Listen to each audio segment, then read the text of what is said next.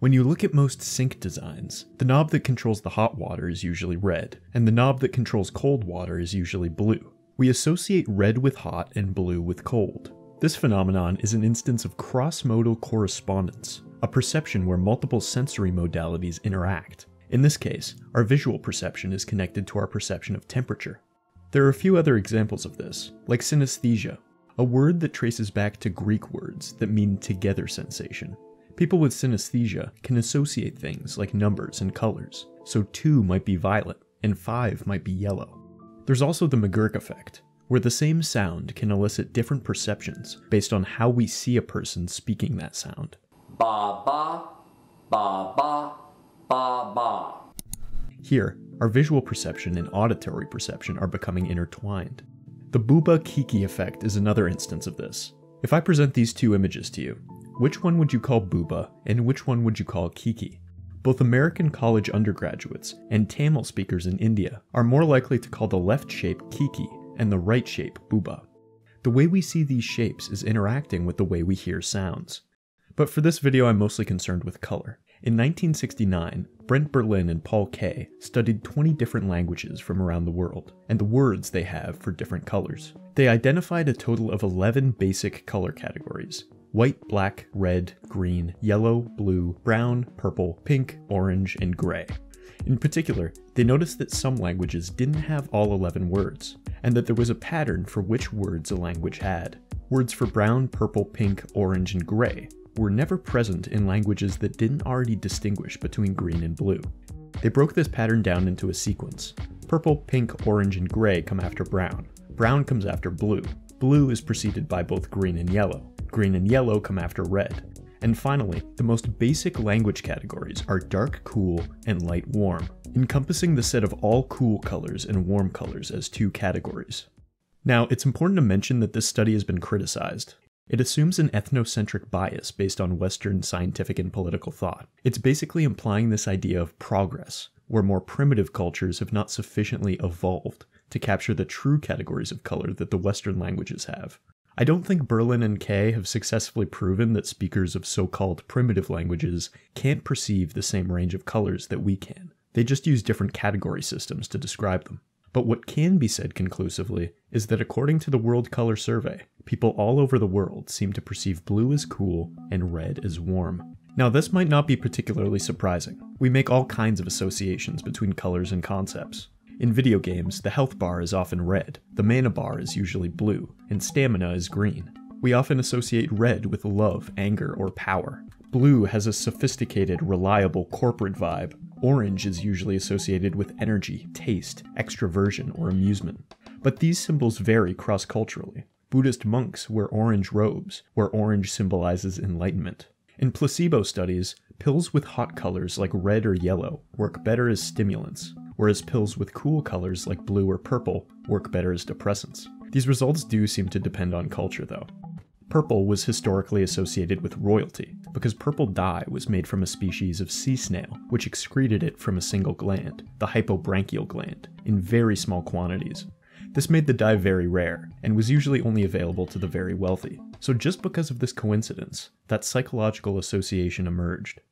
The one color association that remains consistent across cultures is cool and warm. This might just be coincidence, but it taps into a much more universal one. Our skin gets red when we're warm, and goes blue when we're cold. When we gaze at a warm, sunny landscape, we're presented with warm colors. When we gaze at a cold, overcast day, we're presented with cool colors. So what even is color in the first place? I'm going to argue that there are two ways of describing it, which are basically captured by two figures: Newton and Goethe. Let's start with Newton in the scientific description of light. Visible light can be understood as waves of electromagnetic radiation. The human eye can perceive wavelengths of about 400 to 700 nanometers, where 1 nanometer is 1/1000th of a meter. The visible colors on this spectrum increase from red to violet, following the mnemonic Roy G. Biv, which is also a great song by Boards of Canada. The retinas of our eyes have things called cone cells. We have 3 types of those. One responds really well to blue light, one to green, and one to red. The colors we see in the world are the result of the way in which these receptors respond to different levels of blues, greens, and reds that are reflected by materials. In the book, The Physics and Chemistry of Color by Kurt Nassau, he enumerates 15 different causes of color, including everything from the incandescence of flames, the rotations of blue ice and water, and the interference of soap bubbles. A lot of our scientific understanding of color has its roots in an experiment by Isaac Newton conducted in 1704. He constructed a triangular prism and shone a sunbeam through it, refracting its light. Colors emerged from this process of refraction, which he called a spectrum. About 100 years later, Goethe, the German poet responsible for Faust, became interested in color too. Goethe knew about Newton's experiments and tested it himself with prisms he borrowed from a friend. As you do. We've all got that one friend who always has a bunch of prisms on hand. While Newton was concerned with systematically analyzing color in a scientific way, Goethe was interested in color as we see it. He conducted experiments with colored shadows. He noticed that if a colored light is shone on an object, and a white light is shone on its opposite side, we perceive the shadow as the color's complement. In his color wheel, he situated these complementary colors opposite one another. In his view, our perception strives for unity. Yellow demands violet, orange demands blue, purple demands green, and vice versa. Another instance of this is the phenomenon of accidental color. Here, I've made the screen yellow. Pause the video and stare into the yellow for 30 seconds or so, and then unpause. Your eyes had become accustomed to the yellow, and when the screen abruptly switched to white, your perception conjured a violet hue. Our eye wants to bring harmony to our visual experience. The eye creates freedom for itself by producing the opposite of that which is forced upon it, creating in this way a satisfying whole. Goethe was also very concerned with how color affects us. The color palette of a scene tells us about the seasons and cycles of our world. They show us how to tell one thing from another. We wouldn't be able to spot these berries if they weren't brightly colored. We see certain colors as warm and textural. We see others as cold and spatial. Yellows seem to come towards us, and blues seem to recede away. Not only is color associated with temperature, but also proximity and distance. Goethe took this so seriously that his home was painted very deliberately, with a yellow dining room to create a sense of warmth and pleasure, and a greenish-blue study to promote a stimulating, calming environment. Where Newton's approach was analytic, Goethe's approach was poetic. These aren't necessarily contradictory views either, they're just two ways of looking at things. To elucidate this distinction, consider the scientist Mary. She exists in a black and white world, but she can still study color. She has access to physical descriptions of color. She can tell you which wavelengths correspond to each color, but she can't see them. She has no conscious experience of color. Now suppose Mary is able to exit this black and white world and take in the perceptual experience of color for the first time. The question is, will Mary gain any new understanding? This thought experiment was proposed by Frank Jackson in 1982. Newton approached color as Mary did from her black and white world, while Goethe was concerned with the understanding Mary achieved from actually seeing color. Goethe urged that physical descriptions of color only tell half the story. We can't separate the color in the world from the color as we see it. He didn't view humans as passive observers of things. For him, the outer world calls forth the inner world, meeting in a participatory interaction. Color isn't just light particles out there in the world, nor is it a conscious representation of the light in the world. Instead, color arises through the interplay of light and sight. So in this way, we don't just take color in, color emerges from our interaction with the world. In a sense, we put a little bit of ourselves into the color. In the book Interaction of Color, the artist Joseph Albers discusses the way in which color is relative. In visual perception, a color is almost never seen as it really is, as it physically is. This fact makes color the most relative medium in art. Here's an experiment he describes. There are 3 pots of water in front of you, containing warm, lukewarm, and cold water. You dip your hands into each outer container, left hand in the leftmost pot, and right hand in the rightmost pot. You perceive 2 different temperatures, warm on the left and cold on the right. But then you dip both hands in the middle container. You perceive 2 different temperatures again, but this time in reverse order. Your left hand feels cold, and your right hand feels warm. But in reality, the water is neither of these temperatures. It's lukewarm. The context of our prior experience altered our perception. In the same way that the relative temperature of our hands deceives us in this haptic illusion, where physical fact and our conscious experience don't match, optical illusions also deceive. They cause us to see colors other than those with which we are confronted physically. Remember this dress? As of the recording of this video, this meme blew up just over 8 years ago. People argued endlessly over whether the dress was black and blue or white and gold. The reason nobody could agree was because people's visual systems were interpreting the photograph in different ways. In particular, different people assumed different conditions of illumination. When we look at a scene with different levels of illumination, we're able to recognize different colors as the same, a phenomenon called color constancy. Depending on how you initially interpreted the illumination of this photograph, you could see the dress with completely different colors. Here's another illusion you've probably seen before. We have a cylinder casting a shadow on a floor of tiles. It appears that the tiles A and B are different colors. A looks gray, while B looks white. But when you scrutinize the image more closely, you realize that these tiles are in fact identical. The context of the scene and the interpretation we have for what's happening is changing the way we see these colors. Even now, when you know that these colors are the same, you don't see them that way. Okay, last one. Take a look at the circles in the middle. The left circle appears red, and the right circle appears green. But once again, if I zoom in, it becomes clear that each circle is in fact yellow. All of these illusions demonstrate a key insight that Goethe knew. Colors, as we see them, are not merely light. Color is a conscious event resulting from the interplay between the observer and the observed. The French post-impressionist artist Paul Cézanne wrote that color is the place where our brain and the universe meet. So what do philosophers make of all this? Well, there's a number of different takes people have, but in this video I'll be discussing two theories that I think capture the ancient disagreement between Newton and Goethe. Let's start with the Newton side of things, and one of the most famous distinctions in all of philosophy, John Locke's primary and secondary qualities. Primary qualities are the properties of things as they are in the world, independent of our perception. Take a basketball, for example. The fact that the basketball is spherical is an inherent property of that object, and does not depend on an observer seeing it that way. Then there are secondary qualities, the stuff that depends on the observer, like smell, taste, sound, and, of course, color. The basketball being orange and the sound it makes when you bounce it are each secondary qualities. Objects don't exactly have colors in this way, but they have dispositional properties to give rise to colors. The basketball is not orange itself, but exists in such a way that it appears orange to an observer when they look at it under the right conditions. Some people call this a received view of color, since the properties of the object result in the observer receiving that sense experience. On the other side of things, we have a take that's more in the spirit of Goethe. Evan Thompson, J.J. Gibson, and some others put forward what's known as an action-based ecological theory of color. On first glance, it seems pretty similar to the received view. They still don't consider colors intrinsic properties of things in the world, independent of any perceiver. It depends in part on the perception of the color itself. Color is a relational property, connecting the environment with the perceiving animal. But this view also wants to emphasize the fact that at the end of the day, we're still basically animals. He who understands the baboon would do more for metaphysics than Locke. That quote is from none other than Charles Darwin. Biologists will always tell us that an organism can't be understood in isolation, apart from the world.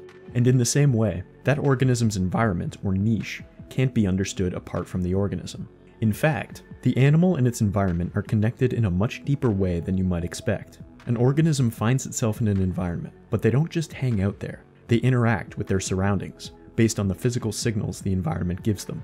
Through this, they transform the environment, and simultaneously, the environment itself transforms the organism by defining what traits are selected evolutionarily. The organism and the environment co-determine each other. This codeterminacy is a bit of a problem for people like Locke and Newton. For them, perception involves representing items of sense data, which are the immediate objects of perception. These representations stand in for some physical object in the external world. So we aren't actually looking out at the world, we're looking through our representations. This view treats the animal and its environment as separate systems, rather than two components of one system. In the ecological approach to visual perception, Gibson expresses some issues with this take. As animals, our perception is always guided. Perception and action evolve together and are inseparable. Our perception guides the activity in our motor system, and our motor system guides perception. For Gibson, environments have particular relational properties called affordances, things that give us an opportunity to interact with them. Trees, in relation to certain animals, afford climbing. They can be described as climb-upable. The other side of the coin is affectivities, the properties of animals that allow an opportunity for interaction with the environment. Lizards and monkeys can climb things, so they possess the affectivity climbing thing. These kinds of properties are really weird, since they're almost objective and subjective at the same time. It's both a fact of the environment and a fact of behavior. It's both physical and psychological. Gibson ultimately wants to say that the colors we see have lawful correlations with particular ecological properties like affordances. So what's even the difference here with the Lockean or the Newtonian view? They both agree that color depends on the observer, and can't be understood as intrinsic properties of the world, independent of our perception. Neuroscience can model the features of color as we perceive them, so it might be tempting to conclude that object color is really just an illusion, and we can reduce it to neural states in the visual system. But Thompson and Gibson want to avoid this. Instead of situating color exclusively in the brain, they want to take into account the relation with the environment. Instead of color being a dispositional property on the physical level, it's on the ecological level. This view is naturalistic, in that it strives to be in harmony with visual science, but that doesn't mean it wants to reduce animals like humans to collections of neural activity in physical processes. The perceiver is treated as an active exploring animal, rather than a disembodied spectator who just takes the colors in. Colors are connected with affordances and affectivities, especially in their roles as categories and signals to us to satisfy our adaptive ecological needs. They reveal what the environment can do to us and what we can do to the environment. It's also worth noting that the colors we see are not the same colors that other animals see. I mentioned earlier that humans have 3 types of cone cells in the eye that process color, which makes us trichromats. But this is not the norm. Animals like squirrels, rabbits, some species of fish, and possibly cats and dogs only have 2. Goldfish and turtles have 4, and pigeons and ducks might even have 5. Even within these categories, there's variation. Humans and honeybees are both trichromats, but the colors the honeybee sees is shifted towards the ultraviolet. So why is this a thing? Well, colors aren't just pretty. They help us identify objects in the world by allowing us to segment visual scenes. And they also give us clues about the objects in the scene. It can show us how ripe a fruit is, or how hydrated a plant is. This leads us to Evan Thompson's argument from perceiver relativity. Color vision helps us split up the visual scene into regions of distinct surfaces or objects. Color vision varies considerably throughout the animal world. Therefore, the way we split up a scene is also likely to vary throughout the animal world. Therefore, what counts as a surface in visual perception depends on the perceiver. All of this makes sense when you consider evolutionary adaptation. Consider deep-sea fish, for example. When you're that far down in the ocean, things are pretty dark. These creepy little guys are usually monochromats, meaning that they only see the intensity of light, but no color. A lot of them hunt their prey from below, so their light perception is tuned to be sensitive to the maximum contrast to detect movement in their prey. The further up in the ocean you go, where there is much more light around, fish have much more variety in the colors they're able to perceive. Now what about us humans? Since the 1950s, some people have suggested that the way primate perception is configured actually co-evolved with colored fruits, and recent studies support this view too. Species of monkeys like macaques, patas monkeys, and guanons all have similar sensitivities in mid-wave pigment and long-wave pigment. They all look very different and live in very different habitats, but they also all eat a lot of fruit. These fruits, conveniently, tend to be very brightly colored and stand out in the green foliage. Now, why would these fruits be such that they're easy for monkeys to spot? This is obviously great for the monkeys, but it's also in the fruit's best interest. The monkeys pick and eat the fruit, often spitting out the large seeds far away. They also swallow the smaller seeds and excrete them out later, likely much further away. This allows the fruit species to spread far and wide throughout the environment, so it's evolutionarily adaptive for them to look brightly colored for the monkeys, since the monkeys are doing them a solid. The animal and the environment co-determine each other. On an evolutionary timescale, it becomes clear that the colors an animal perceives are not arbitrary. They depend on the participatory relationship between the animal and their environment. The associations we have with colors reveal this harmony between us and the world. Thanks for watching.